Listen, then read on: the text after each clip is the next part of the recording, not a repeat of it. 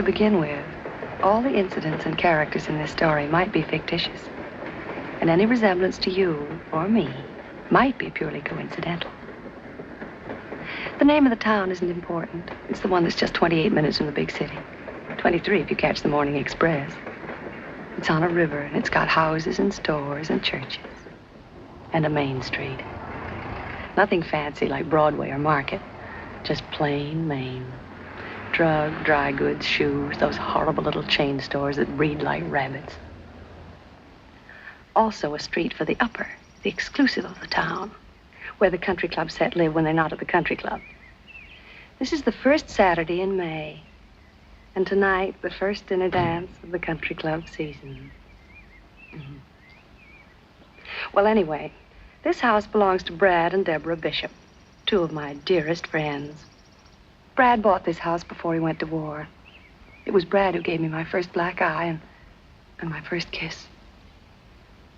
Well, when he came home from the war, he came home with a wife, Deborah.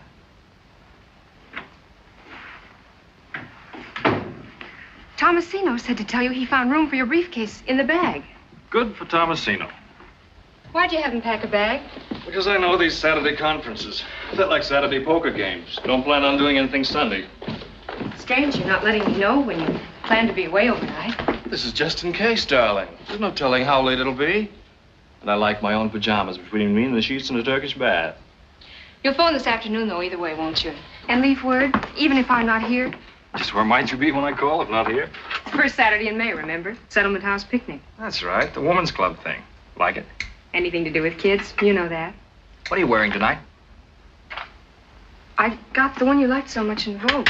But if you're staying in town... What color? Black, like you said. Brad, I don't want to go without you. Darling, it's the first dinner dance of the season. If I only knew you were going to be there. I will be if I can, and if I can't, why should that throw you into a panic? What are you afraid of anyway, Deborah? Good morning, Tomasino. Good morning, Mr. Bishop. I'm not in a panic. Well, then. It's just that suddenly the thought of going to that dance tonight without you...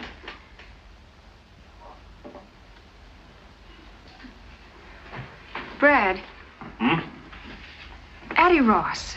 She used to be sort of your ideal, wasn't she? Now, how did Addie get into this conversation? I never knew you read Vogue. I never thought men bothered much about it.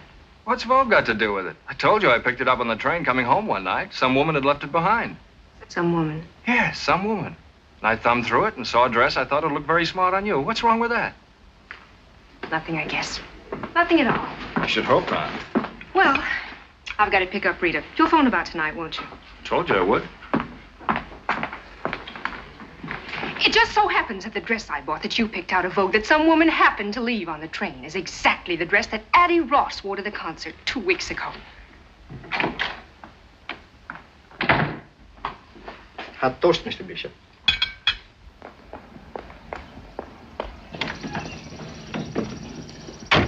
She won't stay mad at him long. She's too much in love. Pretty soon she'll be full of self-reproach. Women are so silly. Now, this is that street where people on the way up and on the way down live alongside each other for a while. Rita and George Phipps are on their way up. That is, if Rita has her way. And that's the only way she'll have any part of, thank you. There she is now, ready and waiting. That's Rita. Hi. You're late. I won't be a minute. Just one last look at the twins, and I've got to give Sadie your check.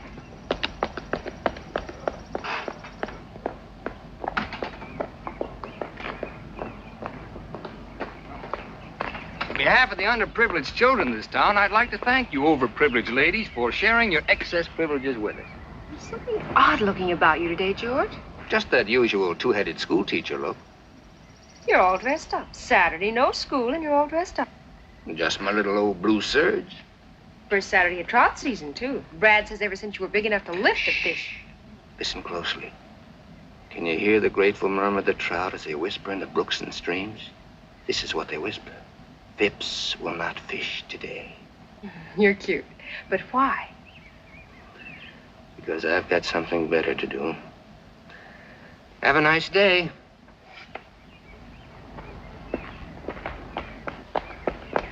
Debbie, darling, we'll have to stop by the station. I've just got to get my copy off on the 842. Do you mind?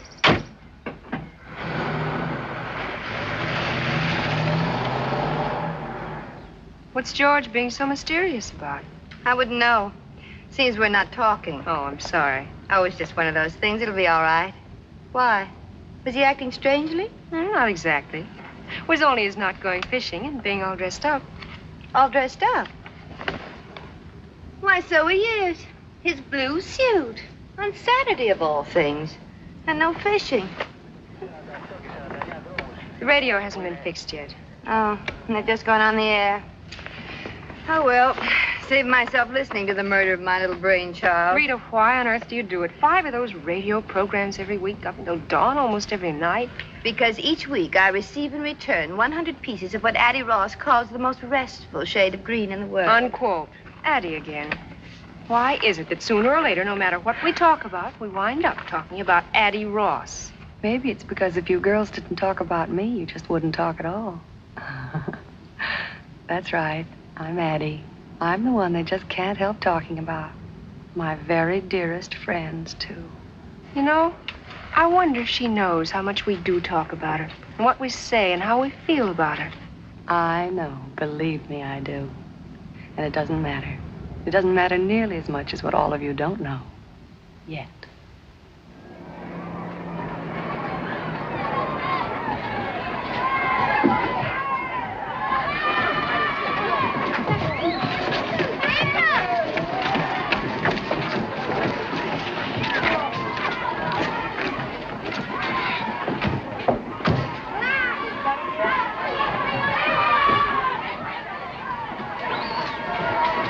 Good morning, Mrs. Hollingsworth. Haven't the others gotten here yet? No, you're the very first, the early bird.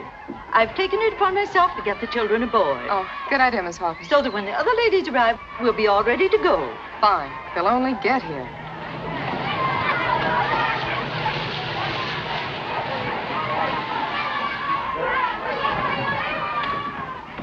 Oh, I'm sorry we're late. Rita had to go by the station. Oh, do you see anyone there you know? Just a husband of mine running like mad.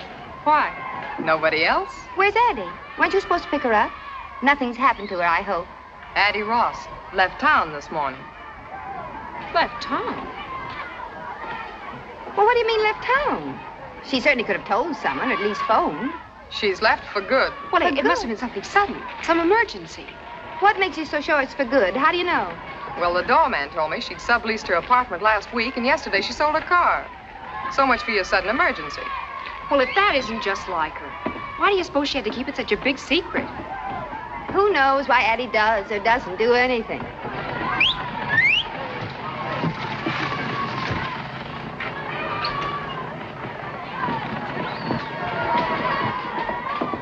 I got a letter for the Mesdames, Bishop, Hollingsway, and Phipps. From the dear departed, I'll bet. Addie's so tactful. She even puts us in alphabetical order. Open it up. No, let's wait. But what? Till we get back. Knowing Addie, I mean, why let her spoil our day? Not my day. Addie Ross never saw the day she could spoil my day. Did I put enough days into that? Dearest Debbie, Laura May, and Rita, as you know by now, you'll have to carry on without me from here. It isn't easy to leave a town like our town, to tear myself away from you 3 dear, dear friends who've meant so much to me. And so I consider myself extremely lucky to be able to take with me a sort of memento, something to remind me always of the town that was my home, and of my 3 very dearest friends, whom I want never to forget. And I won't. You see, girls, I've run off with one of your husbands, Addie. Well, if that's her idea of a joke, it's an extremely poor taste, I If I ever must catch say. up with that character, I'll...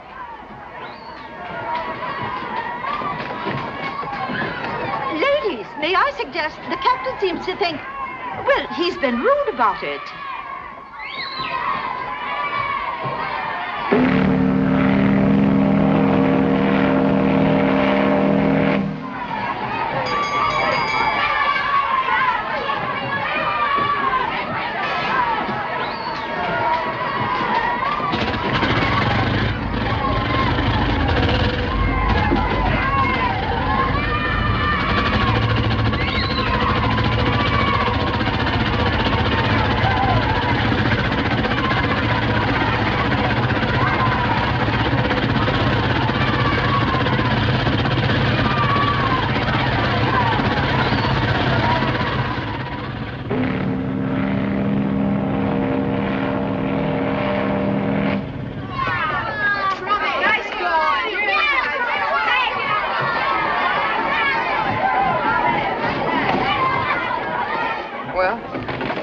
like Addie has crowned one of us Queen of the May. I think it's laughable.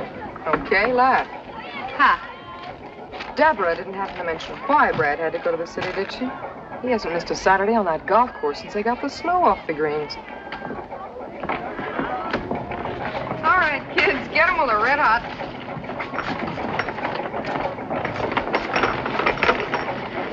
It's going to be a real restful day. Nothing to think about except the picnic and the weenie roast and coming home. Oh, that. Kathleen's going to read us a fairy story. Fairy story. My favorite kind. I grew up on it. Only I wrote my own. May I start now, Mrs. Bishop? If you're ready, Kathleen, of course. Once upon a time, there lived a very poor girl who was very beautiful. She was so beautiful. Do you remember your first night in town? You and Brad, fresh out of the Navy. That was the first Saturday in May, too. Is it Brad? Is it Brad? Is it Brad?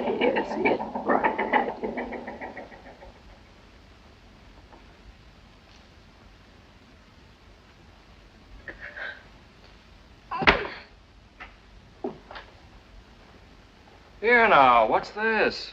Conduct unbecoming an officer and a lady. I'm such an unholy mess. How? This. A little too kinky, maybe? She must have set it with cement. Here, try this. It'll take the kink out of a watch spring.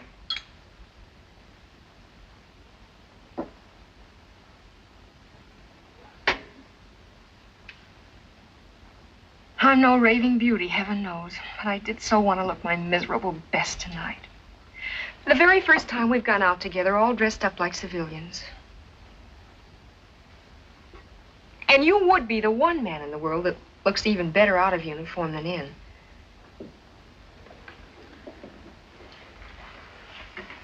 Got the jumps, kid? Been quite a day, that's all. Quite a change.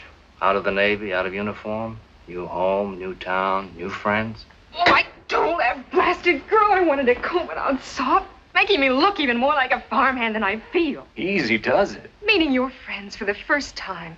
You wouldn't want them to see me like this. I should hope not. You'll be sure to put on a dress. Hey, my tie. You can tie it again.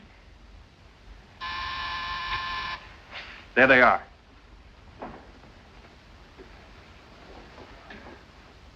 Brad, about my dress, you might not like it.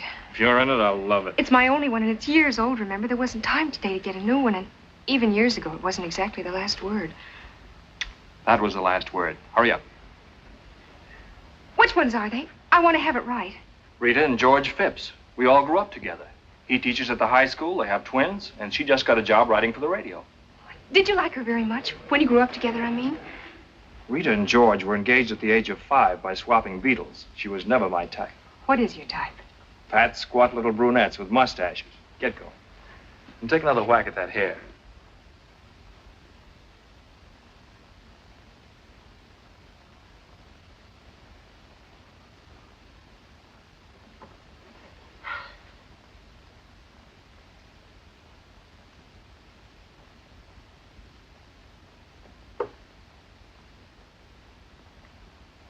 The original will be down in person directly. Brad. Hello, Rita. Darling. George. Hello, Brad. You look fine. I feel fine. Good to see you. Say, what's this I hear about twins? You look like a fugitive from a junior prom. Oh, not next to that, I don't.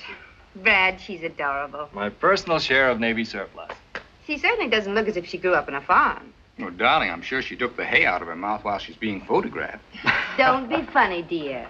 What I meant was that from Brad's letter, I imagined all sorts. Well, anyway, just where on Fifth Avenue was this farm she came from? It's like music to hear you two pick at each other. Oh, we've declared an armistice for tonight out of respect for your battle fatigue. Fine. Well, here it is again, the first Saturday night in May. And here we are. You two, Porter and Laura May, we'll all be together again just the way it used to be. Well, not exactly as it used to be. It seems there's been a change in one of the characters. Yeah, not exactly the same old six. Tell me, how is Addie?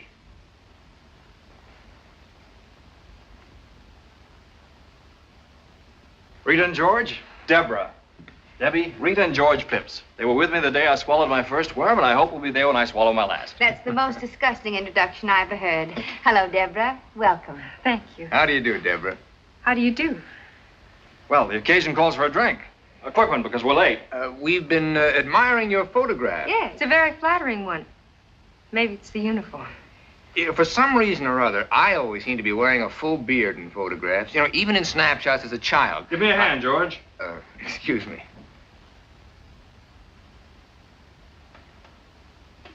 I don't think it's particularly flattering. It's nice of you to say so, but it is. Well, here's to Deb, and here's to us, and many happy returns of this day. I'll drink to that. Amen.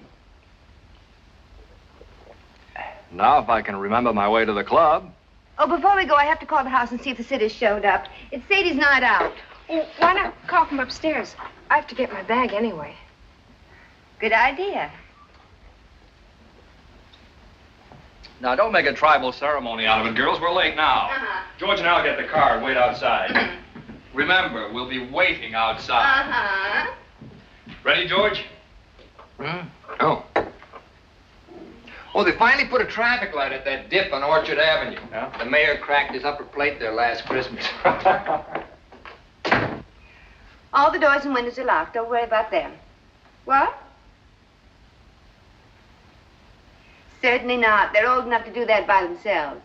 We'll be at the country club. Fine. Night. Something wrong? No. The bugle sounds. I think I've got a sick headache and can't go.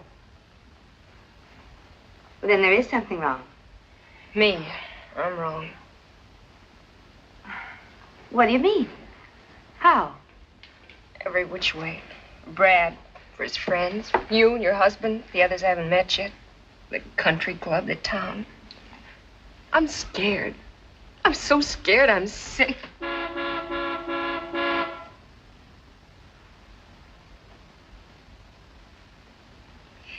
Isn't there a night baseball game or something you children can listen to on the radio? What's going on up there? I'm having a little slip trouble. Oh, hurry it up. Uh-huh.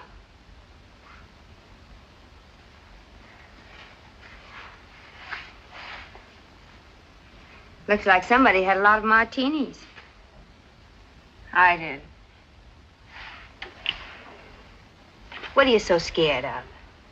It's worse than my first night in the waves. And I'd never been away from home before up to then. But we were all in the same spot. Everything was happening to all of us for the first time. And here you're the only new girl, is that it? Look, you're Brad's wife and our friend. We want you here and we've waited for you. Now, why shouldn't that make you feel safe and secure instead of being scared? Can't be safe and secure by just telling yourself to feel it. Unless maybe you've got twins and a job of your own and grown up with your husband and friends. Oh, I'm sorry. I didn't mean that. Blame it on the martinis. You know, counting ice water, we could squeeze 2 more out of this shaker. Oh, no. No. I've had more tonight than all the rest of my life put together. What was it like at home? Or should I mind my own business? Ever read in the picture magazines about Farmer so-and-so and his model farm, kitchen, and life? Well, it wasn't us or anybody we knew. Papa'd just get through paying for the thresher and time to start paying on the new separator. Till I was 13, a bus took me 3 miles that way to grammar school. Till I was 17, another bus took me 11 miles that way to high school. And after that, I stayed home. Till one day, I took a bus 58 miles that way to join the Navy and see the world. And meet Bradbury Bishop. And fall in love and marry Bradbury Bishop. Why not? Why not, I said to myself. I was quite a girl in the Navy, head of my class. Hooray for me. Pretty cute in that uniform. That uniform. It's the great leveler. You couldn't tell me from Vassar or Smith of Long Island. I was a girl in the picture on the piano. That isn't me. This is me. What do you people talk about? Years of growing up together, thousands of first names and private memories. How do I fit in? Running a house, making friends, filling the day. Mrs. Bradbury Bishop, what's she like? Fun to be with, smart as a whip, pretty too. No wonder Brad Bishop married her, the lucky stiff. Freda, look at me. Look at my mail-order dress that's 4 years old and awful even then. What am I going to do? As if that really matters. You must think we're an awful bunch of snobs. Aren't you underestimating us a little bit and Brad even more? You know, it's just possible he knew what he wanted and you had it. And if you had it, you've still got it. Oh, I said thank you for the kind words. I can't hear you. Sit up. I said thank you for the kind words. You're welcome. Now, about the dress. Haven't you anything else? Only uniforms. Oh. Well, stand up. The flowers must go. Flowers must go. Have you any scissors?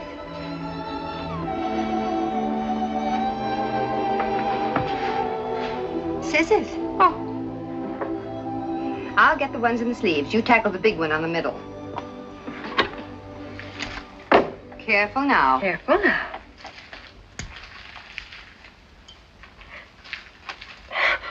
Now look what I did. Oh, you don't want to bear midriff, do you? Well, back goes the flower. Sit down. Have you got any safety pins? Bottom drawer. Oh.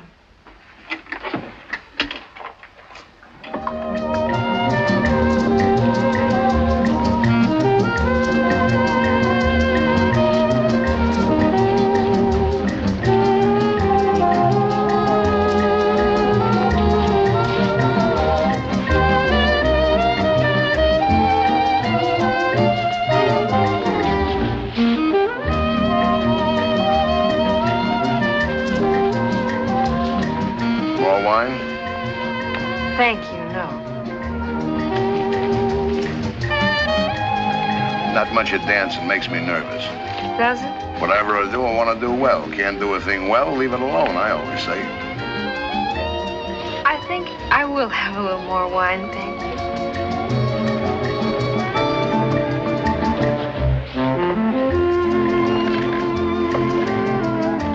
Thank you very much. Especially the rumba. Gotta have Spanish blood or something, like my wife.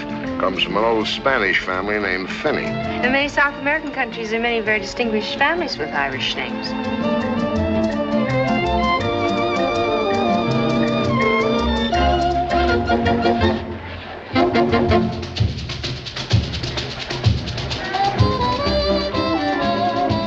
Laura May looks good with Brad, looks like class. But it's him, not her. Was she dancing with a tramp, she'd look like a tramp. Got no class of her own. I like class. You like class? Oh, very much. You hit the jackpot. Brad Bishop, class plus money. Yes, sir, the jackpot, and you hit it. Count them on the fingers of one hand in this town. Throw away some fingers, even. There's Brad, and who else? Yeah, there's Addie. Addie? Addie who? Ross. Addie Ross. Funny, people always figured Brad and Addie would... Brad and Addie what? The samba can be danced properly only on the side of a hill on ice. Alibi. He was afraid of getting wrinkles in his new suit. Oh, my first new party dress in years. Thanks to my dear wife and her millions of listeners, including the armed forces overseas. Shall we drink to them all? One by one. How about some coffee, Deborah? George, I think your new tuxedo has got class, George. We thank you. Funny thing for a wife to give her husband a tuxedo. Not even funnier thing for a husband to give his wife. Come on, Deborah, while the coffee's nice and You're hot. so funny, George. Still don't think a woman ought to buy clothes for a man. I think it's about time they start. Contrary to nature. Oh, tell us about nature, Porter. It's a man's world, yeah. See something you want, go after it and get it. That's nature. It's why we're made strong and women weak. Strong conquer, provide for the weak. That's what a man's for. Teach our kids more of that to be more men. And more war. Leave my kids out. But those standards don't apply to me, Porter, because in this man's world, I'm not a man. I'm a school teacher. The dance is over. I knew we'd get around to that. All right, school teachers ought to get paid more. And what happens if they're not? How does a school teacher provide for the weak? How does he pay the rent? With the plays and poems of Shakespeare?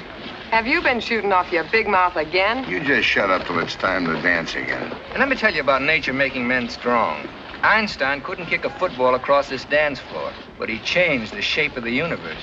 Now, take it easy, everybody. This is getting a little out of hand. You never know what he'll come up with when he starts knocking on that brandy bottle. You shut up. You just shut up. Isn't this fun, Deborah? We're old pals, you know, buddies. Just one big happy family.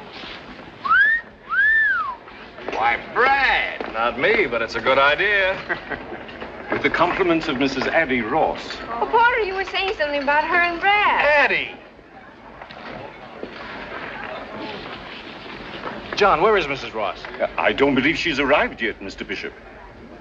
That's Addie for you. Always the right thing at the right time. Thoughtful and generous. Generous to a fault. To a fault. That's Addie. Who is Mr. Ross? Mr. Ross took a powder about 5 years ago. No such thing. She gave him the heave-ho. He went out for a paper one night and never came back. Porter says Addie Ross has got class. And he knows class, like I know navigation.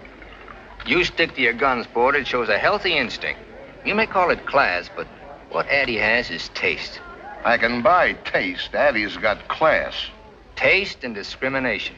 Women usually get them out of magazines, but they're part of Addie's natural equipment. Also fog lights, white sidewalls, and a heater. Isn't it fun, Deborah, when the boys all agree on Addie Ross and George Washington, nobody else? You girls put your noses back in the joint. I want to propose a toast. First half of the glass to Deborah. Welcome home, darling. Amen, baby. And the rest to our absentee hostess, Addie. Perfect.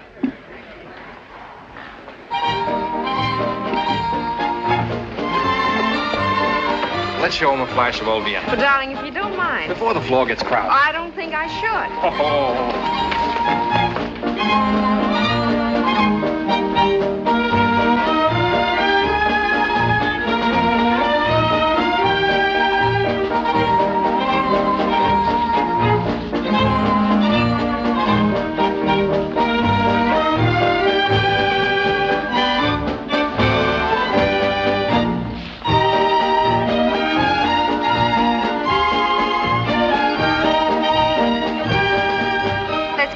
George.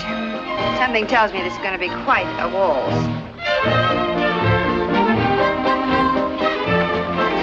Brad. Having fun? Brad, listen.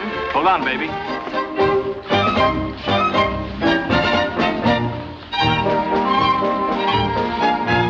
Once more. No!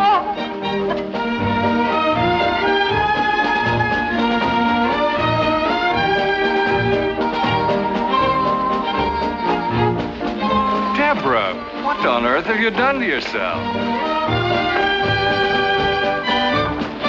Brad, let me handle this. Pardon my fingers.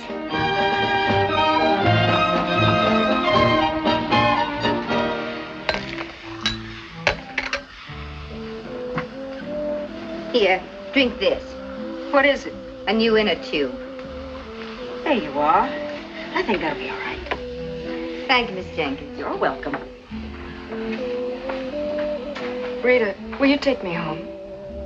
You've got the idea that everybody out there is watching that door waiting for you to come out. Maybe not, but Brad is. Then it's because he's worried about you. Because he's ashamed. In front of his friends, ugly and pinned up, drunk and sick. Oh, I wanted so much to be what he wanted, to do what was right. Like Addie Ross, the right thing at the right time. But I didn't, I couldn't, I've humiliated her. What happened tonight could have happened to anyone. Don't you realize that? Then take my word for it. Come on.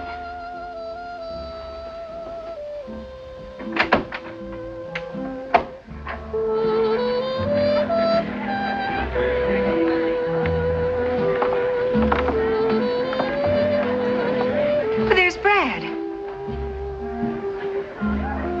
Well. I see Addie got here after all. Is it Brad? Is it Brad? Is it Brad? Is it Brad? Is it Brad? Is it Brad?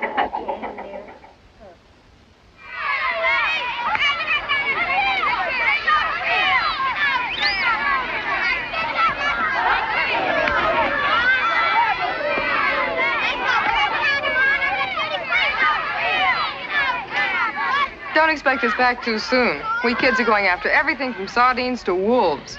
You'll have no trouble finding wolves, honey.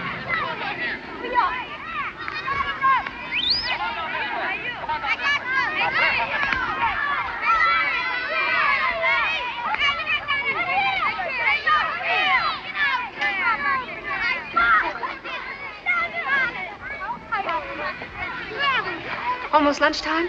I've called a recess. When your own fingers begin to look like frankfurters, it's time for a slight rest. I suppose it's occurred to you that Laura May's kept herself as busy as a bird dog ever since we got here. The very thought of a hike wears me out. Maybe she just doesn't want to sit still. If you sit still, you can't help thinking, can you? Depends on what you think about. Well, for instance, why your husband should suddenly decide to go to the city on a Saturday morning. You mean Brad? No, I meant Porter. He was at the station this morning. Nearly knocked me down when I was mailing my copy. Funny Laura May doesn't seem to know about it. Why should you think I meant Brad? Maybe because it might keep you from wondering why George dressed up on Saturday with no school. You're being a little too touchy about a perfectly inoffensive remark, it seems to me. Oh, let's stop this sudden bickering. We're beginning to behave like some movie about a woman's prison. Not a bad comparison at that. Cigarette? Thanks.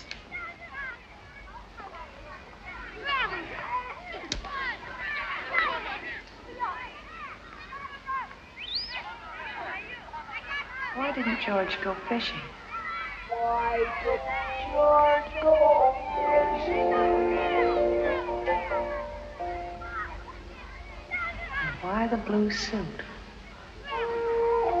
Why the blue suit?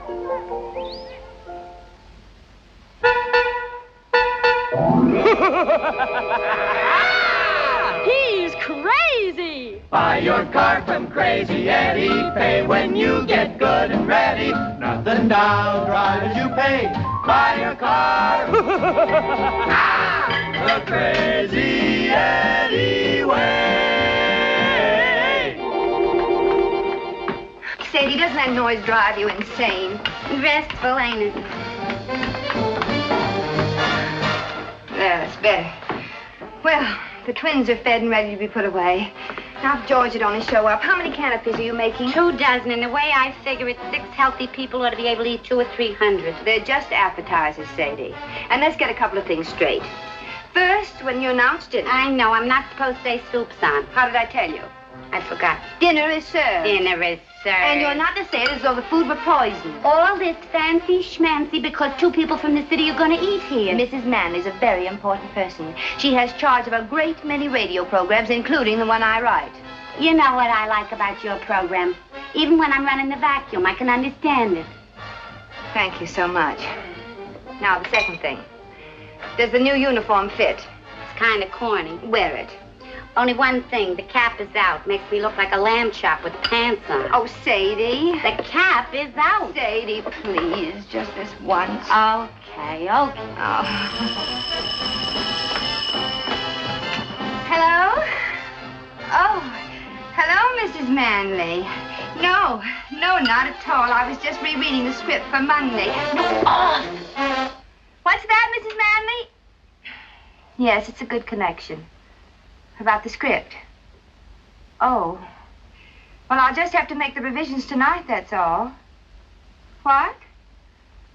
Oh, no, Mrs. Manley, you've just got to come. I've looked forward so to your meeting George in line with that matter we discussed. You remember, Mrs. Manley? Yes, that's right. He'll be just perfect for it, you'll see. No, don't worry about that. I always work best late at night anyway. Yes. 7:30, that'll be fine. And you can tell me about the changes when you get here. Fine. Goodbye, Mrs. Manley. There's George. Changes. When am I supposed to sleep? What's Mr. Phipps gonna be so perfect for on the radio? Nothing. And you keep quiet about it. I will. Only he won't. Good evening, one and all. Hello, George. Yeah, how now? Why the look of doom? Oh. Did you forget to baste the ducks? Look, I don't teach you about teaching. Don't you teach me about ducks. Oh, Sadie's been an angel. Looks like I'll be up most of the night making revisions. Mrs. Manley just called. But you're giving a dinner party for her tonight. Well, she suggested calling it off, but I wouldn't hear of it. Why can't Mrs. Manley, just for once, tell the sponsor to call off his wife's revisions? You don't tell a sponsor things like that about his wife. George, you just don't understand. No, I suppose not. Well, it may not make your bad news any better, but I got good news. Have you, darling? Oh, George, 10 of 7, we've got to get dressed. Don't you want to hear my good news? Of course I do, darling. Did you get the liquor and cigarettes? Right here. Oh, now, you take the cigarette boxes while I put the liquor away. Why does everything have to be full when guests arrive? Full cigarette boxes, candy dishes, fresh cakes of soap. Aren't we supposed to eat, smoke, or wash when we're alone? Where's the scotch? I didn't buy any. Why not? Too expensive. Bourbon's a better drink anyway. But the Manleys are a cinch to want scotch. People in show business, you know what I mean. Those kind always drink scotch. Well, I know what you mean, but I wish you wouldn't say it in radio English. That kind, not those kind. There are men who say those kind who earn $100,000 a year. There are men who say stick 'em up who earn more. I don't expect to do either. Nor are you expected to pay for the scotch. You're quite right. Funny how it slips my mind that in certain respects, I'm only the titular head of this house. Oh, don't be silly, darling. I thought it very amusing to begin with. Very modern and enlightened. My tuxedo, for instance. The same tuxedo that for some strange reason you want me to wear tonight. Well, what's so wrong about getting dressed up once in a while? Nothing at all. Unless it's obviously an attempt at pretense. And just what is so pretentious about tonight? Tonight we'll sit down to one of Sadie's duck dinners. Present will be Porter and Laura May, with whom we've had many such dinners when you wore slacks and I didn't bother to shave. But this time, also present will be 2 advertising moguls who happen to employ you. Their presence means a new uniform for Sadie, my children prisoners in their room, and all the pomp and hysteria usually reserved for coronations. I call that pretense. All right. So I'm out to impress the boss. What do I get for that? 30 years? Tonight's important to me. I've planned and worked, shopped, taken the twins off Sadie's hands, written my program, and I'll be up all night tonight, and it's worth it to me. And as far as dressing's concerned, you can come in a cowboy suit for all I care. Oh. And why do the chairs have to look as if nobody ever sat down in them? Because they do. Oh, come on, Reed. Let's cut it out. Look, you finish up down here and see if you can't relax for a few minutes. You all ready except for your dress? I'm combing out my hair. Good. Look, I'll put the twins to bed and call up the liquor store to send over the scotch, all right? George. Huh? Please, no jokes about radio. I'm afraid they don't have much of a sense of humor about it. Oh, neither have I. The time for joking about it is past. Radio has become a very serious problem now, like juvenile delinquency. That's what I mean, cracks like that. Well, that wasn't a crack. I meant it.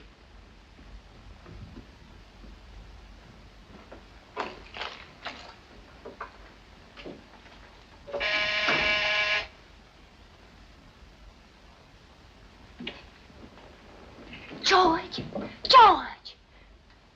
Sadie, don't open the door. It might be the guests. It can't be. It's only 7. But if it is, they mustn't see you like that. If they're that early, they deserve what they get. Well, wait a minute.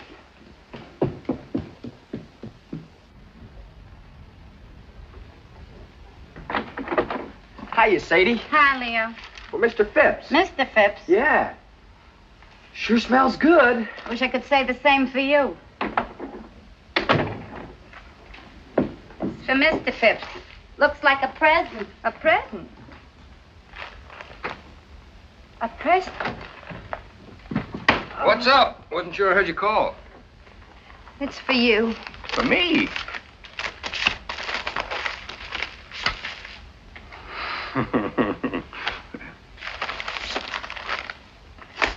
For George on his birthday. If music be the food of love, play on. Addie. Well, I'll be... The Brahms. The concerto in B flat. Oh, it's a recording made in Vienna before the war. But how'd she find it? George. Hmm? It's your birthday today. I know. I just plumb forgot. Well, don't worry about it. I'm not much for birthdays. Yes, you are. You're very much for birthdays. Well, this time you had a lot on your mind. Even so. Happy birthday, George. Happy birthday, George. What a memory that girl's got. Almost a year since we talked about it. I'm going to play for the twins right now.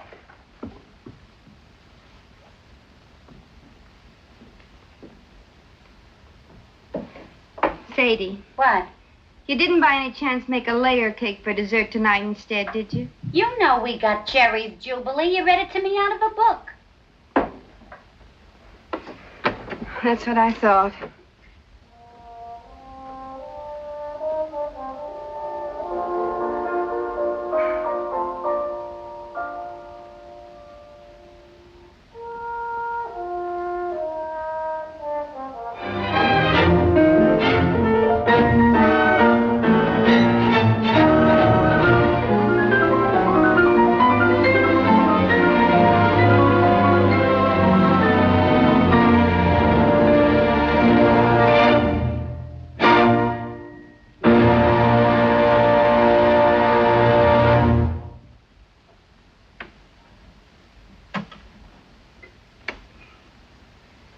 Sometimes I don't think we appreciate the miracle of the phonograph.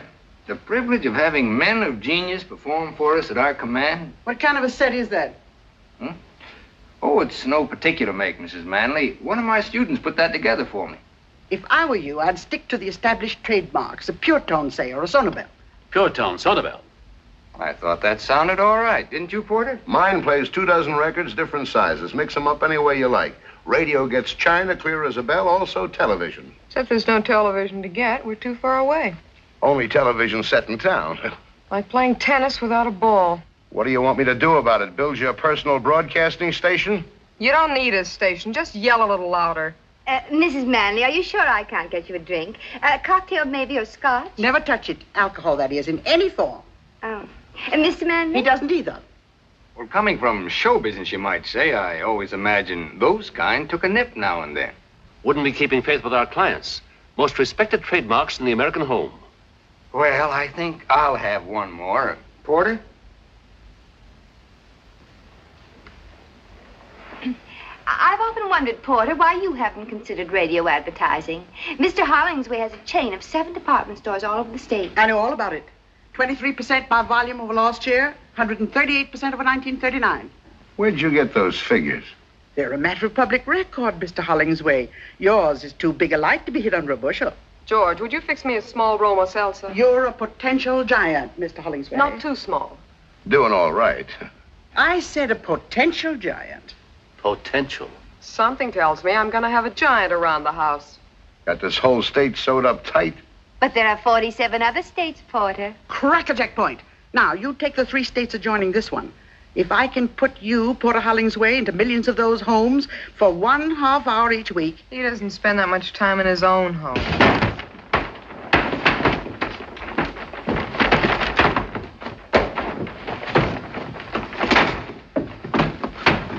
Excuse me.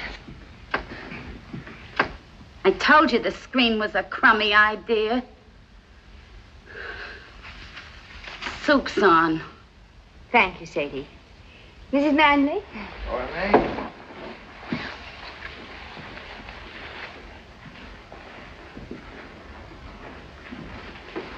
Sadie Dugan, what are you supposed to be, Baby Snooks? Hiya, Laura May. Get a load of that calf. I can't wait to tell Ma. Laura May, would you sit there, please? Come on, sit down.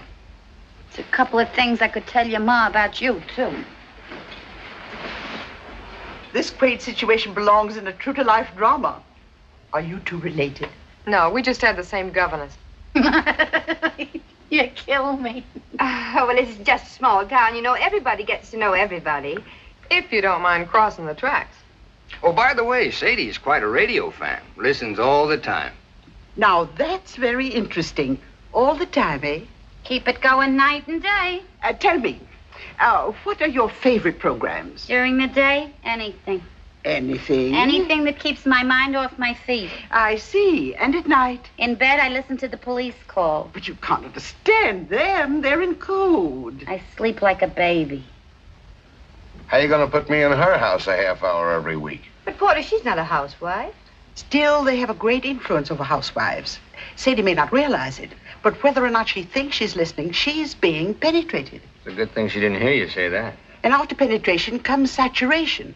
And when she's saturated, she'll find herself saying, Madam, I suggest that you buy our washing machine at Hollingsway's. Not Sadie, and I've seen her when she was saturated to the eyes. You don't know what they're talking about. Just shut up and eat. Okay, Giant.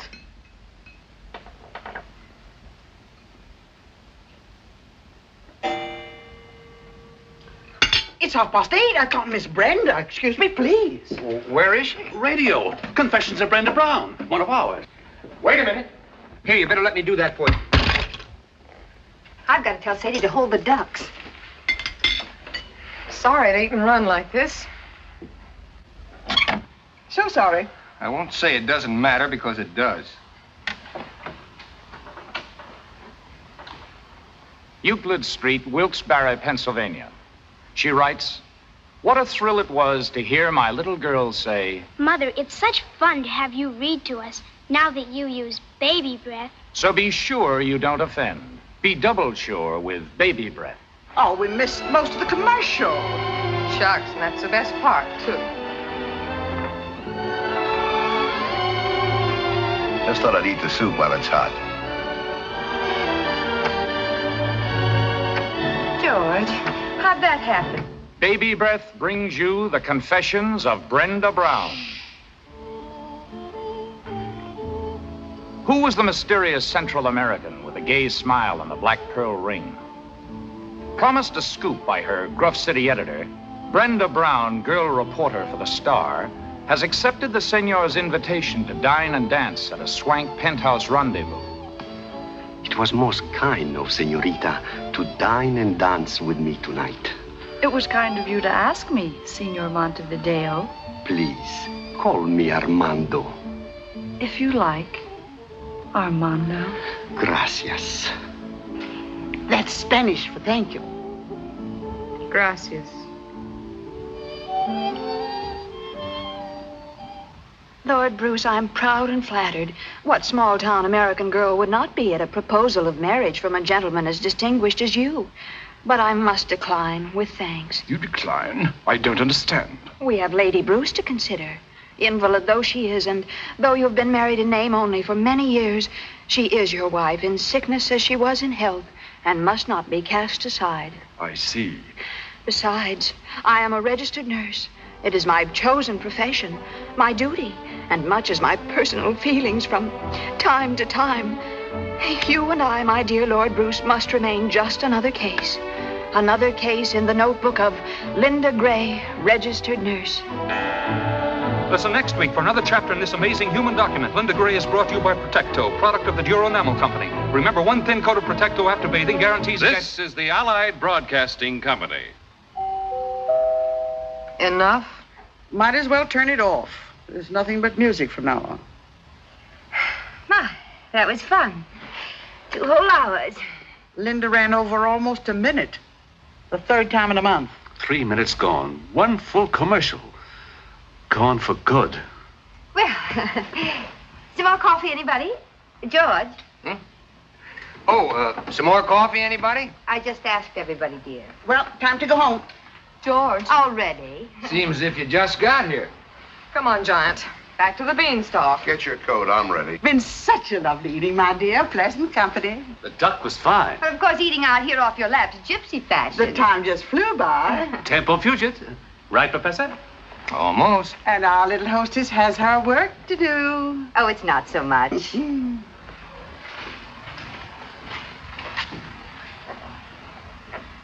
Perhaps we can drive out and have lunch with you one day soon, Mr. Hollingsway. And maybe at one of the other stores. Oh, we'll make our appointment well in advance and at your convenience. You're gonna be a giant. Relax and enjoy it. I hope you listen conscientiously, my dear, particularly to Linda Gray. You can learn a great deal about writing. Yes, they are well written, aren't they? Why, they're perfection. Didn't you think so, Mr. Phipps? Well, I beg your pardon. I wasn't listening. We'll see how much of an expert you are. Which of the programs did you think was the best? They all sounded pretty much alike to me. I thought you were a student of good writing. Oh, he is. He's given courses in the university. Well, then, which was the best? Mrs. Manley, I wish you wouldn't ask me that. Why not? Because it's a question I don't want to answer. Oh, go ahead, dear. I'm sure your opinion is a very valuable one. If you're sure you want me to. Well, not if you feel you shouldn't. Stating it as kindly as I can, Mrs. Manley, none of that bilge has the remotest connection with good writing. Do you realize that Linda Gray has been written for 8 years, no summer layoff, by Myrtle Tippett? Who? You can't be much of an authority, Mr. Phipps, if you don't know Myrtle Tippett. Linda Gray has made her an immortal, and she's only 32. Well, Keats, Shelley, and Marlowe beat her by a couple of years anyway. They were immortal before they were 30. Classroom stuff. Radio writing is the literature of today, the literature of the masses. And heaven help the masses. But it just serves a different purpose, that's all. The purpose of radio writing, as far as I can see, is to prove to the masses that a deodorant can bring happiness, a mouthwash guarantee success, and a laxative attract romance. Well, take it easy, George. Let him alone. He'll run longer than Linda Gray. Don't think, says the radio, and we'll pay you for it. Can't spell cat? Too bad. But a yacht and $1 million to the gentleman for being in our audience tonight. Worry, says the radio. Will your best friends not tell you? Will you lose your teeth? Will your cigarettes give you cancer? Will your body function after you're 35? If you don't use our product, you lose your husband, your job, and die. Use our product and we'll make you rich. We'll make you famous. That's just about enough, George. Don't let it upset you, my dear. Don't you feel badly? Bad, not badly. You feel badly this way. I have more confidence than ever in your understanding of domestic problems. Look, I got my coat on and I catch cold easy. Easily, not easy. We're leaving now, Mr. Hollingsway. Good night again, my dear. Good night. And of course you understand that under the circumstances, your little project is quite impossible. Of course. Good night, Mr. Phipps. Good night. Good night, Rita. Good night, so long, George. Good night, kids. Good night, Lola. What little project of yours turned out to be quite impossible.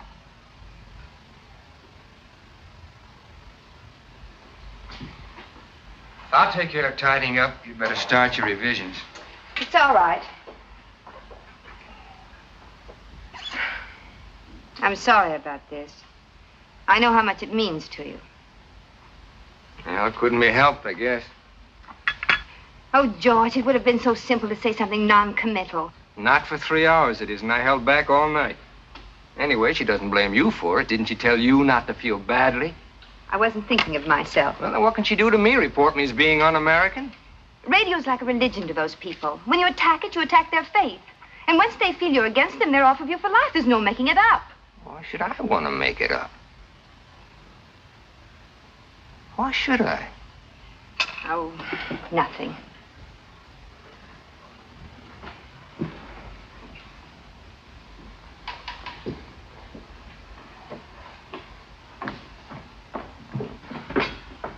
You know, this is getting to be like a good mystery story where you think you got the murder picked out and it turns out to be somebody else.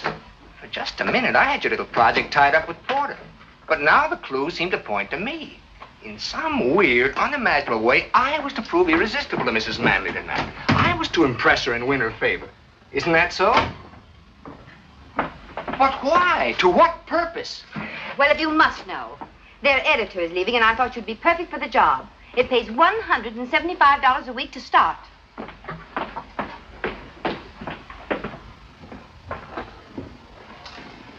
Come here. Sit down for a minute.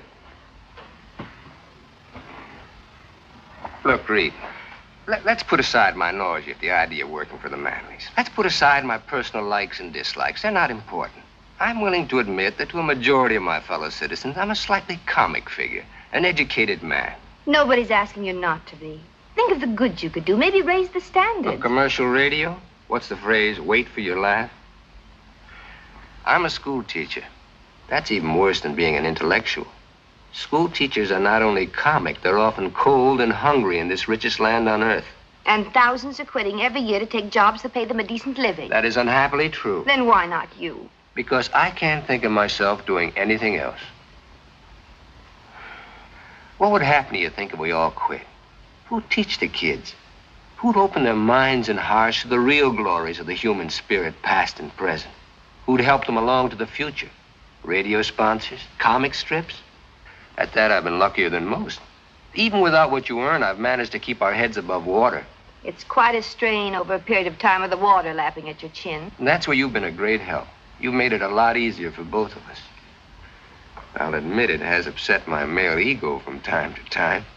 And your overdeveloped sense of taste and discrimination, which is apparently equaled only by that of Addie Ross. Let's try to keep Addie out of this one. I am fed up with taste and discrimination. You're not making sense. I'm fed up with your nobility and wisdom and superiority, and your contempt for me and everything I try to do. You're talking nonsense. Everything I say is nonsense. It's all this work. You're overtired. You do too much. Well, you suggest I stop doing this moronic radio trash with which I pay most of your bills? Now, calm down. And where do I go back to? Washing, scrubbing, ironing, and a life of taste and discrimination? I'm fed up with Addie Ross. What's it all about, really? If music be the food of love, play on. Give me excess of it, that surfeiting the appetite may sicken and so die. From Twelfth Night by Mr. Shakespeare, which Addie and I played in high school. I thought it was a very clever note. And there was more to it than a childhood memory. Yes, there was, but we won't go into that right now. We're going to get a few things straightened out once and for all. Sit down. Yes, Professor. Sit down. 7 years ago, I made the most perfect marriage ever devised by man, heaven, or radio. My wife was an independent, understanding woman. We thought the same thing about everything, from baseball to Brahms. In those 7 years, I was never contemptuous of you. I was proud. But when that drooling pap began to change you, when your independence turned to fear, when I watched you snivel and grovel around those 2 walking commercials, I didn't like it. And I don't like it. I don't want to be married to Linda Gray, Brenda Brown, or even Myrtle Tippett. I want my own wife back.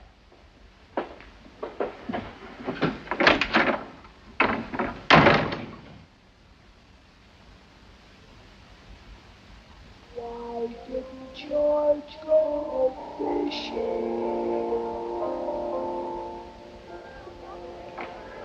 And why the pursuit?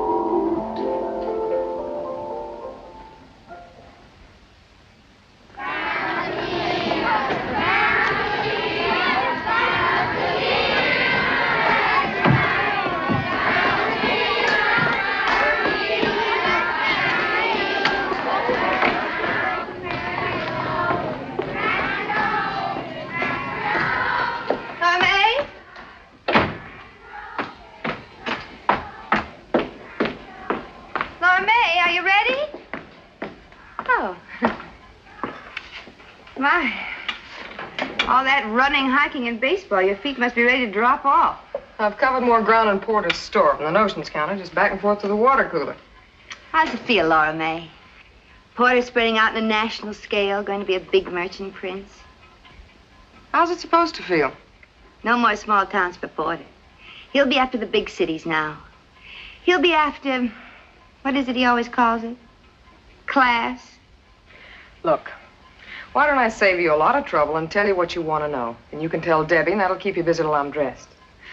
I don't know whether Porter ran off with Addie, but get this, I don't care. I've got everything I want. For instance? Sometime we'll spend a week at the old Fenny mansion down by the tracks, and I'll go into detail. Right now, I better get dressed. You know what? I think you're worried. I think you're just as worried as the rest of us. I've got everything I want.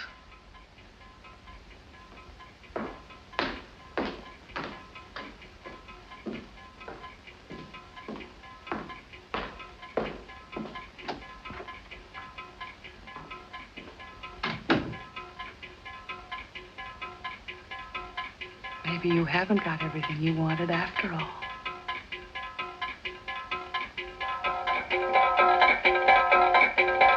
Maybe you haven't got everything that you wanted after all.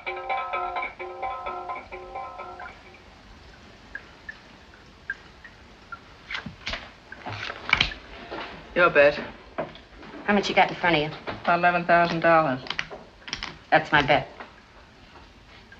Okay. What do you got? Ace high. You're next. Jack. 9.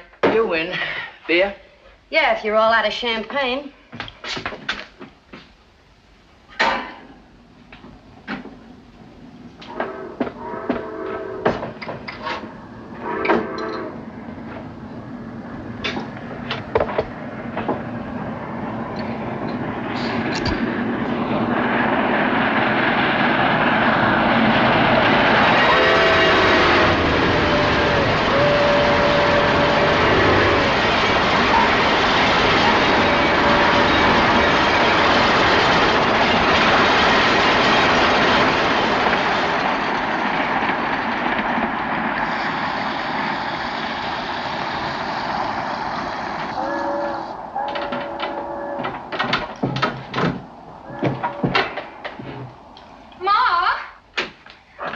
She's going out with Mr. Porter Hollingsway. Does she have to stay in the bathroom for almost an hour? You oughtn't to run around like that. You'll get consumption. Laura May, leave your sister get in the bathroom. After all, I've got a date, too.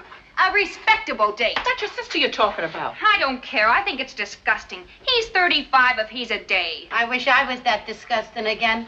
Your sister knows what she's doing. Oh, sure. They all know what they're doing. They're always going to wind up being supervisors or buyers or something. Well, Porter Hollingsway knows what he's doing, too. Laura May, didn't you hear what Ma said? And how do you think I feel having my friends talk about my sister? Your sister's a decent girl, like I hope you are. And there's nothing wrong in going out with the boss. If it'll bring a couple of bucks into the house. Nothing wrong. No, nothing wrong. Then she'll wind up with a steak dinner, and that's all. Are you looking for another snack? Ma, will you please make her get out? Oh, all right. Laura May. Yes, Mother? You don't own that bathroom, you know. There's other people in this house. But you're such a quiet little thing, dear. One never knows you're about. I still think it's disgusting. How do I look? If I was you, I'd show more of what I got. Maybe wear something with beads. What I got don't need beads. What's your new job gonna be? Something secret, like a spy? Something you can't talk about in the office? All right, so I'm gonna disgrace the fair name of Finney. Wait till it snows and throw me out in the street. I'm beginning to think your sister's right. And to think a daughter of mine... How many payments are you behind that Not icebox? for all the iceboxes in the world. They can come and take it away. Though heavens knows it's one of the few joys I have in life. They're not gonna take it away, and I know what I'm doing. Well, remember, you're my daughter and a decent girl. Come on, Ruby, lay off her. It's him. I guess so. You got everything? Where's your purse? Right there. He's out in front, in a car a block long. Well, what are you waiting for? Relax. He just blew us on again. It ain't Gabriel. Relax. My nerves can't take this. Laura May, what are you waiting for? That's what I was waiting for. Sadie, would you be good enough to answer the door? Well, my union don't like me doing this kind of thing for free, but okay. Anybody wants me can come in and get me. This ain't a drive-in. Well, I never. Hello, Sadie. Hi, Porter. Good evening, Mr. Hollingsway. Good evening. I see you know Miss Dugan. He just didn't know my last name was Dugan. But I don't believe you know my mother, Mrs. Finney. Mother How do is you to do? Mr. Hollingsway. How do you do? Won't you sit down? Well, the table's reserved for 7:30. It's after that now. Yes, you are late, aren't you? I won't be a minute. Just get my bag. Your bag is... It's a cold night out, ain't it? Not bad.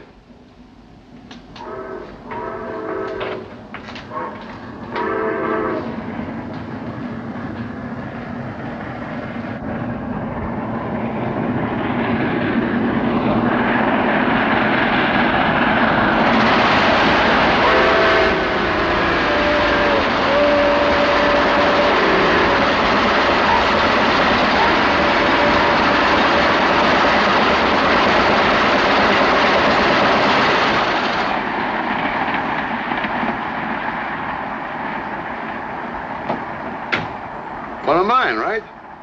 Uh-huh. Giant size with a super freeze box, right? Uh-huh. How long you had it? How long they been on the market? A couple of years. Yeah, that was one of the first. Uh-huh.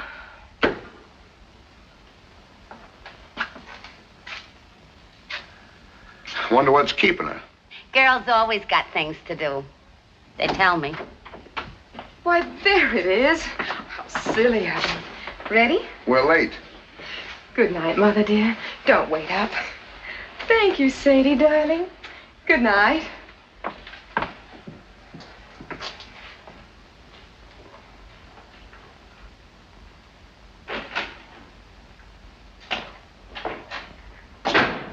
Thank you, Sadie, darling. Good night, Mother dear. And don't wait up. If a daughter of mine ever really talked like that, I'd cut her tongue out.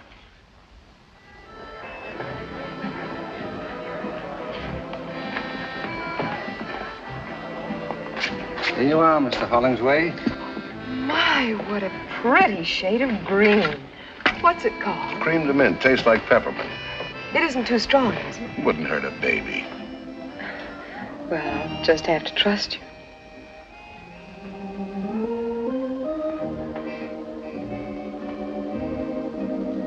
It's good. Oh, my. When I think of all the wonderful things that you know about that I've never even heard of. Got a few years head start. Now, don't you go making yourself out an old man, Mr. Hollingsway. Let's make it porter. Why, the way I look at it, a man isn't really grown up till, say, 35 at the least. Yeah. This is a very nice place. I've heard about it, though, of course, I've never been. I come here all the time. With other young ladies you want to talk to about new duties at the store? Let's not talk business. I thought that's what this dinner was for, Mr. Hollingsway. We'll get around to it. Poor man. I suppose you never get a chance to relax. People always after you for things. What do you do with yourself after working hours, say, nights? Well, I have my family and my friends, of course. Boyfriends? Isn't that getting a little personal? Oh, a girl like you, I'll bet there's plenty. Who's out in front?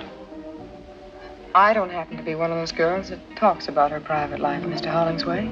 And what I do in my private life is my own personal business and nobody else's. How about another drink? Oh, no, really, I Why, don't think it's I... Porter Hollingsway. Don't get up. Hello, George. Are you here alone? Well, Rita, of course. Funny, we called your house, but you just left. Addie's with us. Addie. It was a last-minute idea. We figured you'd probably have a previous engagement. Whose idea, Addie's? As a matter of fact, now let me think. May I have a cigarette, please? Huh? Oh, here you are. Oh, thank you. Thank you, Mr. Phipps. George Phipps. This is Miss Finney. How do you do? Hello, Miss Finney. Been here long? We just got here. Well, didn't you see Rita and Addie go by? They were a few steps ahead of me. Just now? Well, I'm sure they saw you, but you probably weren't looking their way. Not that I blame you. Say hello on your way out, why don't you? Yeah. Love to.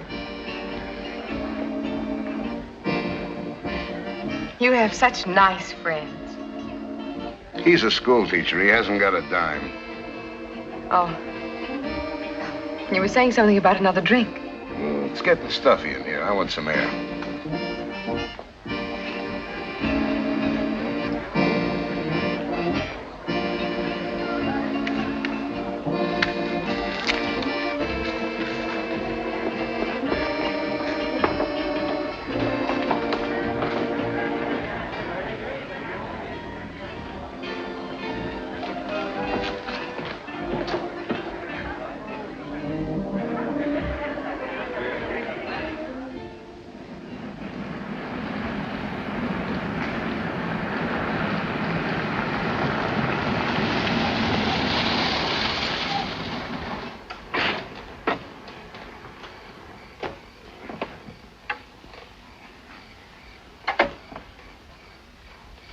Weren't you out of cigarettes back there? Didn't you ask George for one? Did I? You're smart. Thanks. Plenty smart. We gonna talk about business now? Let's look at the view for a while. Miss Lipke is leaving next week. Yeah, And if Miss Goldberg moves up, you'll need a new assistant supervisor. like flies around honey. You and your boyfriend. I thought we settled that. I want to talk about it some more. What makes you so interested in my boyfriend? What do you think? Which is the ashtray?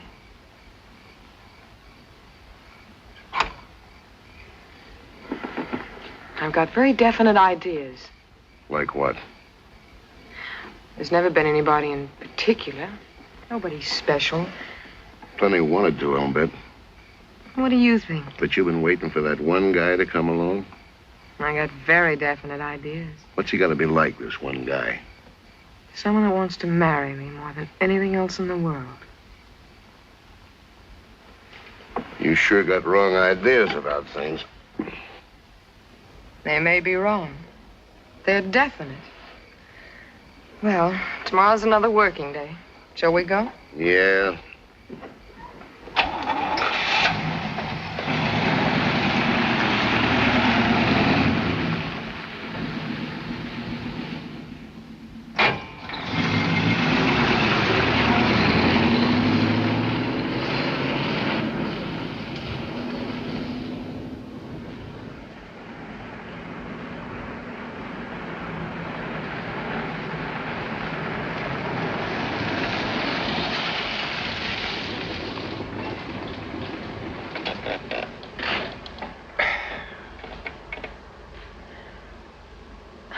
Well, home again.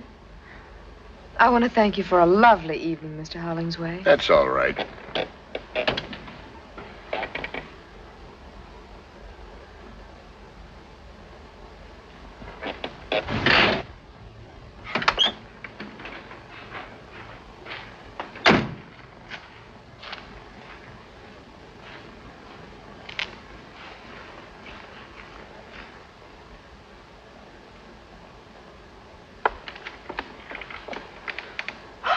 Oh, now look what I've done. My best nylons. Too bad. Oh, I must have caught on a nail or something at the restaurant. I hope you don't mind my bringing it up, but could you remember about Miss Lipke leaving and Miss Goldberg moving up? What about tomorrow night? If you'd like. I'd like. 7:30.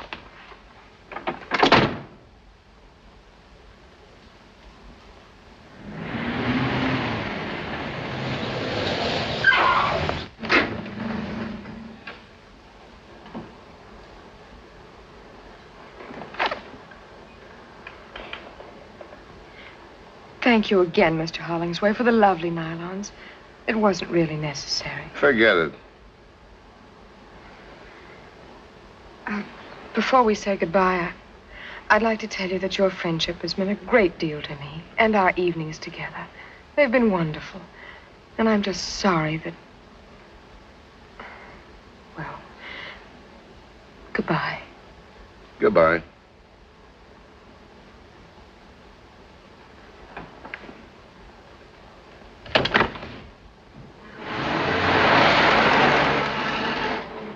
Oh, Mr. Hollingsway! Oh, I'm terribly sorry. How stupid of me. After all my graceful speeches, I forgot my nylons. They're in the back. I know.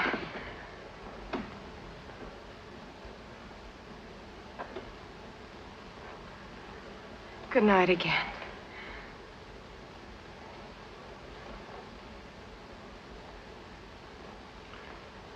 And goodbye, Porter.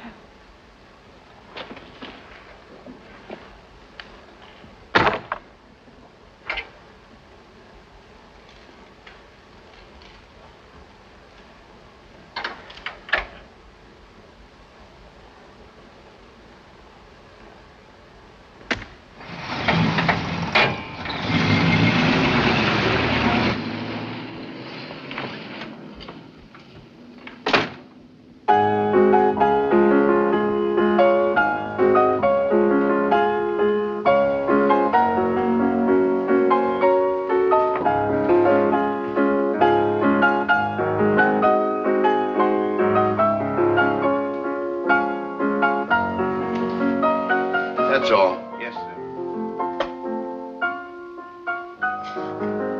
It's gonna be a white Christmas.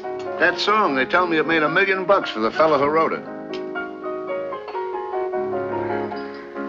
This is the most beautiful house I've ever seen. It's just everything anybody'd want. You name it, I got it. You were married once, weren't you? See if it's too sweet. Perfect. Is this her picture? My wife, I wouldn't even have her fingerprints in the house. Then who's this? Somebody I know. I bet I can guess. Addie Ross. That's right. So that's what she looks like. You can't tell from that, really. It's only a picture. She's beautiful, all right. She sort of looks like a queen, doesn't she? Like a queen ought to look.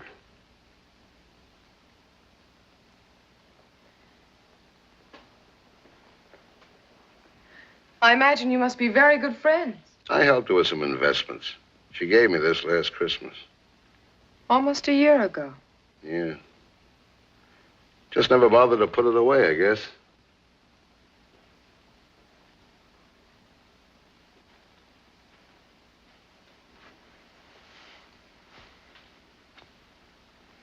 Porter, You know how I feel about you. how?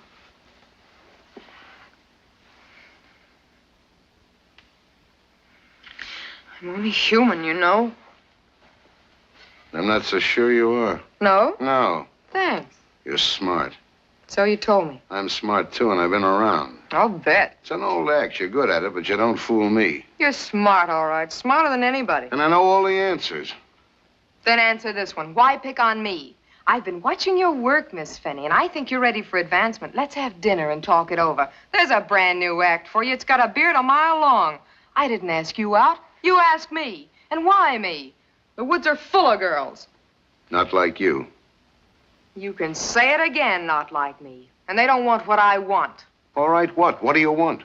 Not a $4 a week raise. I don't want a new car, a fur coat, or a trip to Hawaii on a solid gold yacht. You don't carry what I want in any of your 7 big stores, Mr. Hollingsway. Name it. I want to be in a silver frame on a piano. My own piano in my own house. You mean you want to get married? Does that make me a freak? I've been married once, you know that, and once is enough for a man like me anyway. Maybe I'm just not the type. Maybe you just haven't found the right girl. Living with somebody all the time, I'm not easy to get along with. I'm set in my ways. I want to do what I want when I want. Why, if it was just a question of the right girl, wouldn't any man in the world want to marry you? Not if he thought he could marry Addie Ross. Maybe I don't know all the answers, but I know some of them.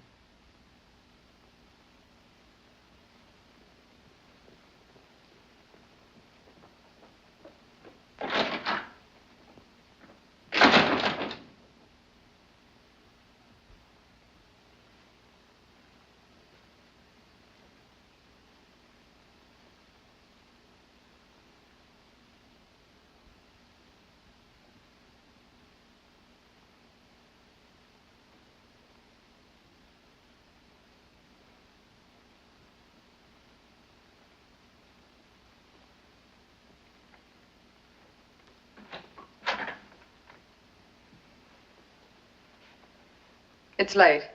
I better be getting home. Okay, if I call you a cab? Beats walking in the snow.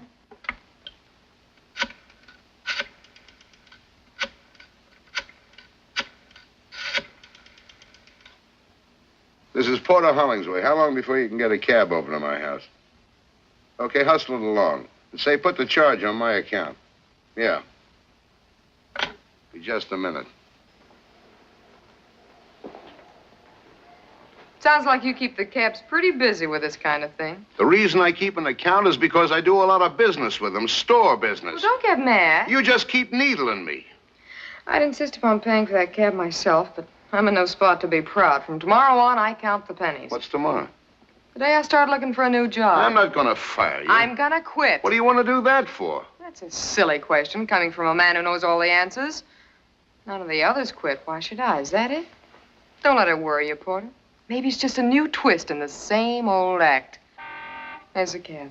I'll take you to the door. You stay where you are.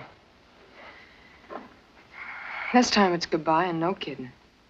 Maybe you're right, Porter. Maybe I'm a fool. But maybe you're the biggest fool in the world.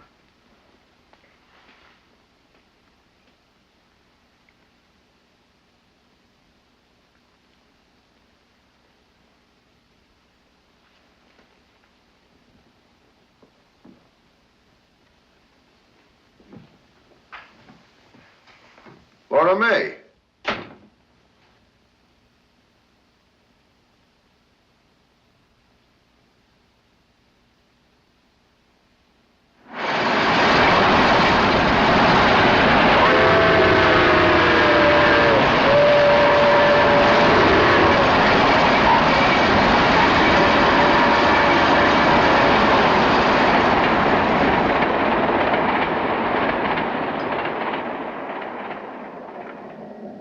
Happy New Year. Happy New Year.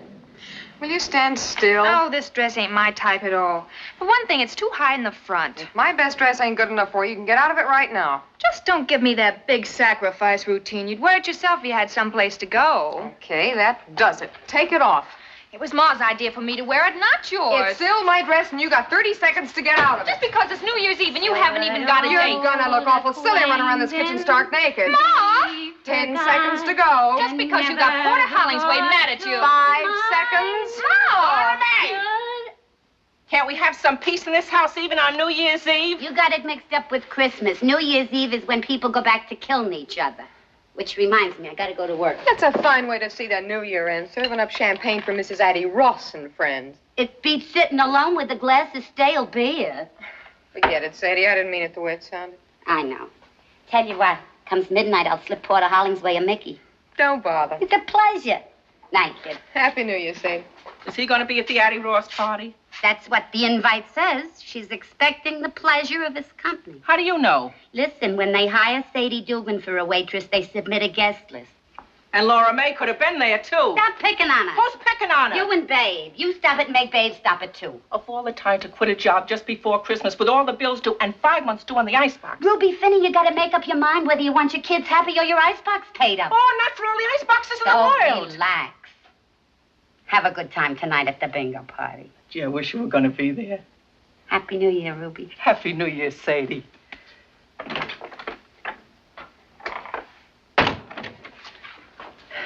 You sure you don't want to come play bingo with me? Thanks, Ma. I'll be home before midnight. Oh, you don't have to on my account. I'm going to bed early. Well, I better go get dressed.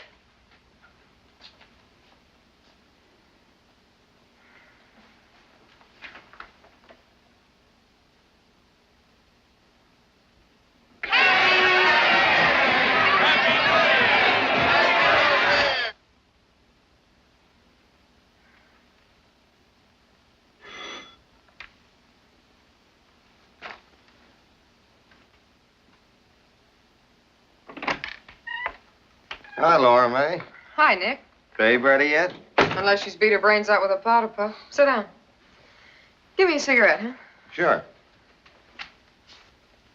Hey, how come you ain't dressed up for New Year's Eve? I am. I'm going to a fancy dress ball. Yeah?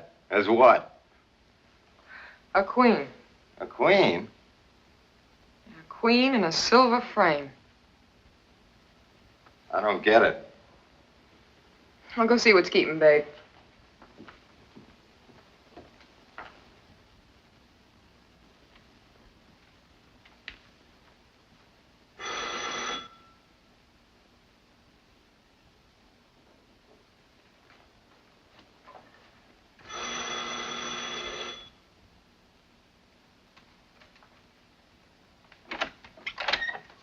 Who are you? I... Where's Miss Finney? Well, she'll be out in a minute, Mr. Hollingsway. We met somewheres? Not exactly, Mr. Hollingsway. I work in your shipping room. You waiting for Miss Finney? Yes, sir. What's your name? Nick, Nicholas Butler. We're just good friends, kind of, Miss Finney and me.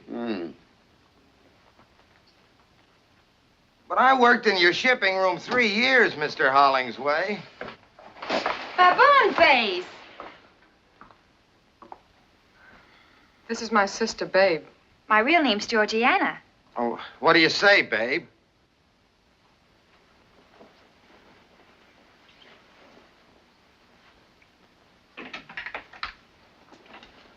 Happy New Year, Mr. Hollingsway.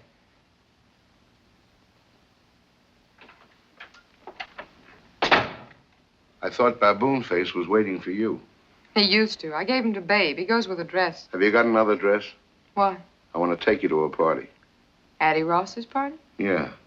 Maybe she wouldn't like that. She said she'd be delighted. She must need another waitress. I told her we had a date and not to expect me if you'd made other plans.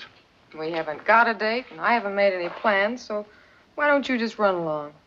We could go someplace else. No. Why not? You know why not. These are for you. Thanks. Put them on. I'm not going anywhere. You wouldn't want to let them die. I'll put them in the icebox. The orchids ain't paid for either.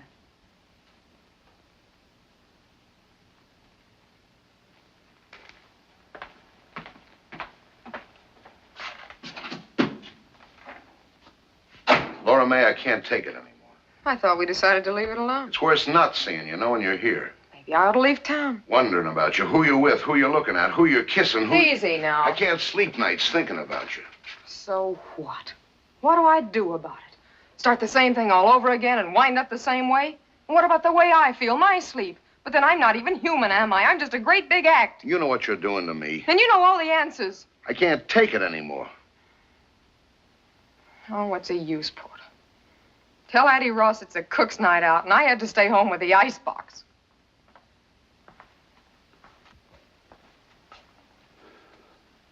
Okay. Okay, you win. I'll marry you. How about it?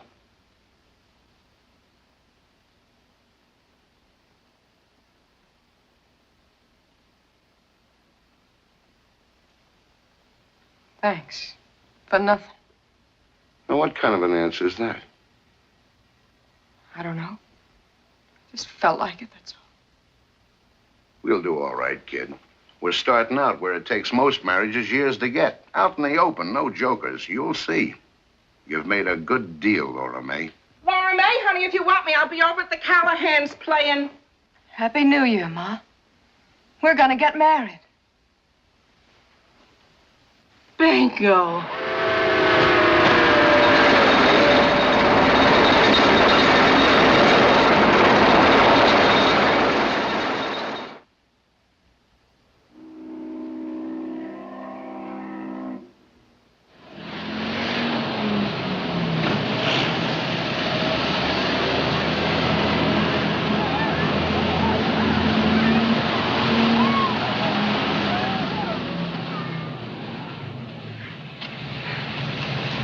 Well, see you tonight at the club.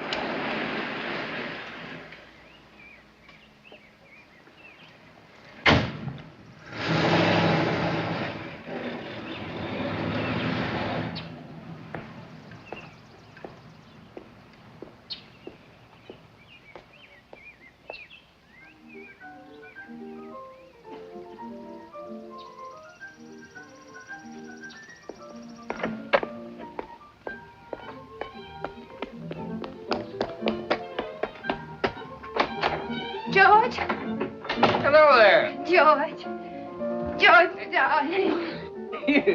What brings this on? Oh, George, I've got to know something. There's something I'll just die if I don't know right away. Oh, wait till I turn off. No, don't. Don't ever turn it off. That wonderful music. Have you been drinking? Tell me right away this minute, George. Tell me the truth. About what? Why didn't you go fishing today? On the phone. And you never dress up when there's no school. Why the blue suit today? Well, now, there's a little story connected with that. Mrs. Phipps, you want it on the telephone. It's her. Who? Who's this? The one with the husband. Mrs. Manley. Oh, tell her I'm not in. She called you twice this afternoon. Not if you don't want me to. Talk to her. Hello? Hello, Mrs. Manley. Yes, so I hear. I wasn't home. Turn it up. I see. Now, look, Mrs. Manley. That woman doesn't change the cheese her husband manufactures. Why should she change what I write? No, I'm sorry. I said I'm sorry. I will not work tonight. Because, Mrs. Manley, my husband doesn't like me to work on weekends. Yes, he's right here. But he's not twisting my arm. I made up my mind all by myself. No, you'll have the copy Monday. Goodbye, Mrs. Manley. Peace, it's wonderful. Answer my questions. Well, that night, the night of the big wind, I came home with the news. You were preoccupied, so after a couple of tries, I decided to skip it. It was just that the High School Dramatic Society decided to do 12th night and asked me to direct it. The first rehearsal was today, and I thought my blue suit was more appropriate than a pair of wading boots. And Addie knew about it. Which accounts for if music be the food of love, play on. And on and on.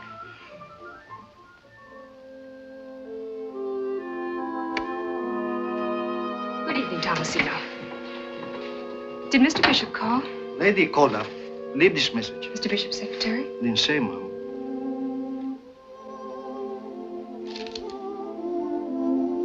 Mr. Bishop called to say he is very sorry. He will not be home tonight.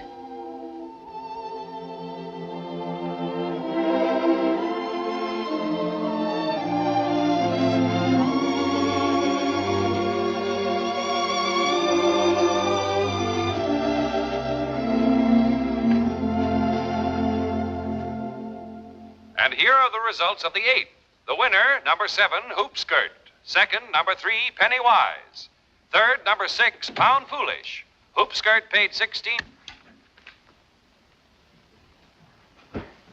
You ought to use a walkie-talkie. It don't make so much noise. That was the last race. Sadie's right. That track's crooked. It isn't a track. It's the horses. They fix things up amongst themselves. How come Porter's so late tonight? Want a drink? Some of that green peppermint stuff. Cream de mint. I can't stand it. Never could. I love it. 7:30. He's never been this late. Ma, Porter may not be home at all. You mean tonight? Any night. I think he's gone away for good. With somebody else? I don't believe it. I do. Porter would never leave you for good, and not for another woman. Why not? Because he's in love with you. What? Because he's just plain crazy in love with you. Are you out of your mind? I thought I heard soft voices in here. Hello, Porter. What's the fight about this time? Furs, jewelry, or cash? My children and me never fight. Fix me a drink, will you? I'm tired. And the reason we never fight being, my children know that I know what I'm talking about.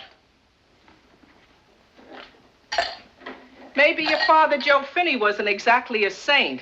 May he rest in peace. But I learned about men from him.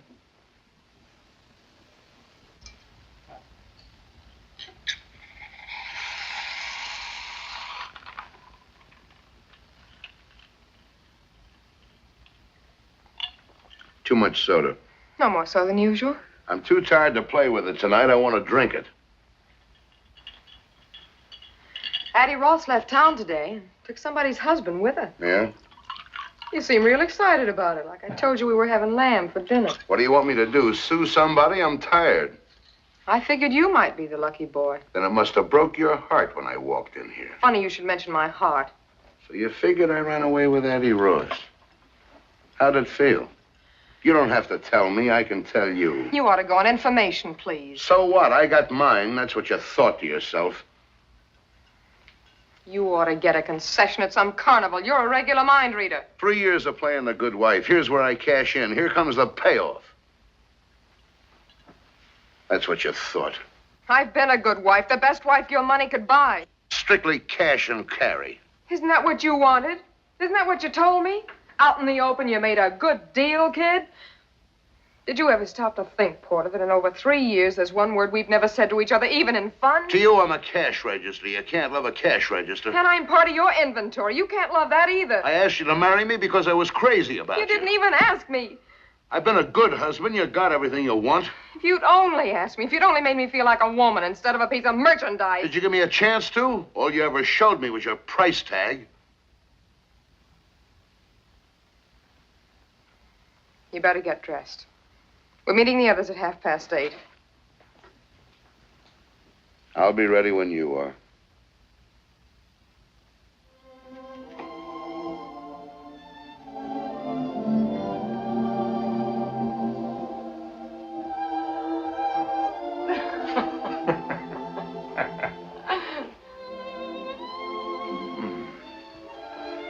She walks in beauty like the night. Hello, George. Of cloudless climes and starry skies. And all that's good of dark. You're the most dreamy thing I've ever hated at sight. Thanks so much. How are the martinis? Very high and dry. Let me bring you up to date. No, thanks. Not drinking? Not at the moment. So how long a wait do you suppose before Brad comes sliding down the banister? A rough idea. He's not here. What do you mean he's not here? Brad's not here. There was a message when I got home saying he wouldn't be back tonight.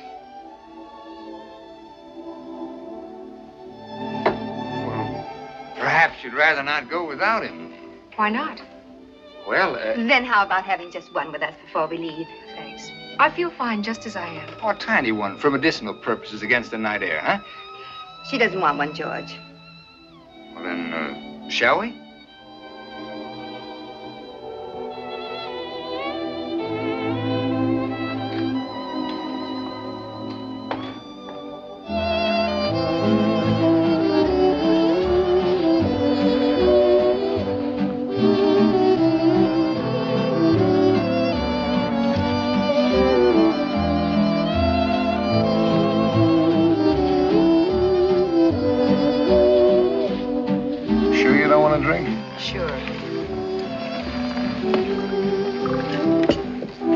Guy is? A bookie.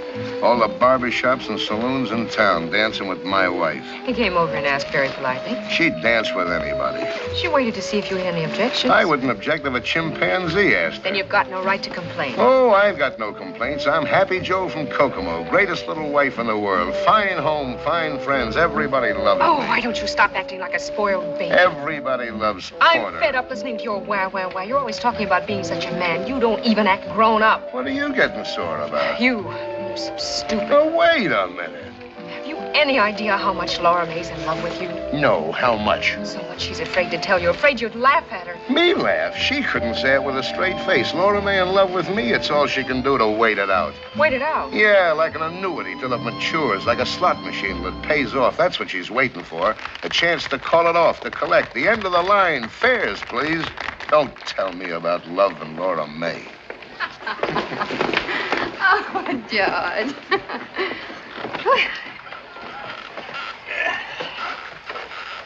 There's a fine, relaxed atmosphere at this table, as if there were a body hidden under it. I'm sorry. Oh, I was only kidding. What was it you called Addie down at the pier? The dear departed? Well, maybe that's who's under the table. Only it's Brad. Deborah, why are you letting all this nice cold champagne fizz itself to death? It sounds like one of your quotations, Professor. Can you give me something fitting for the occasion? Well, why not make up your own? It's more fun. I don't understand this conversation at all. How drunk am I? Thank you very much, Mrs. Hollingsworth. Let's do it again sometime. And thank you, Mr. Hollingsworth. Yeah. He seems pleasant enough. Who is he? A business associate of my mother's. He's a bookie. Your mother bets with him. Will everyone excuse me, please? I think I'd like to leave. I'll drive you, Deb. I'd rather go by myself if you don't mind. What's going on here? Shut up. Why not spend the night with us, Debbie? Thanks just the same. Will somebody tell me what this is all about? Later, I'll tell you later. Don't you know, Porter? No. Come on, let's go for a little walk. No, I want to tell Porter what he doesn't know. I want to say it out loud.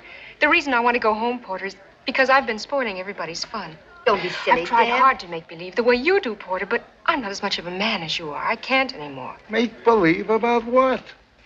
Don't you know by now? You're not as smart as I thought, Porter. Do you want it in so many words? Deborah. All right, then. My husband has run away with Addie Ross. Please, nobody get up. Good night. Sit down. Porter, please. Sit down for a moment. Let her go, Porter. You keep out of it. Everyone else, too. Just for a minute.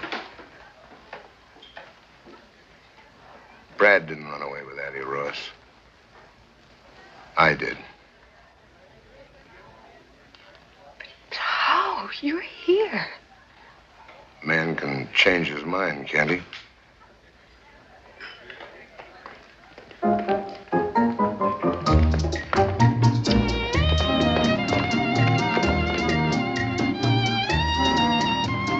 Porter, you're quite a guy. Thanks. She'd have known in the morning anyway. She'd have had a tough night. She's just a kid. Dance with me, George. Rita, do you mind just another minute? Okay, you got it. They all heard me say I ran away with another woman. You've got everything you need. You can take me for everything you'll ever want. Like always, Porter, when you start knocking on that brandy bottle, you'll come up with anything. I guess I stopped listening. Because if you said something, I just didn't hear it.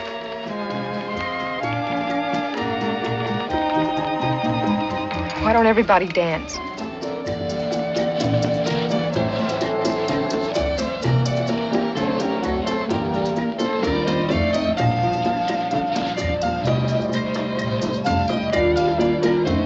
Laura May. You big gorilla. Let's dance.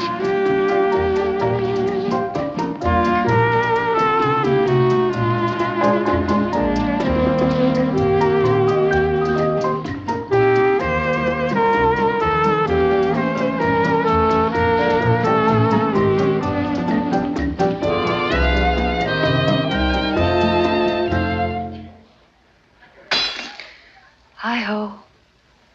Good night, everybody.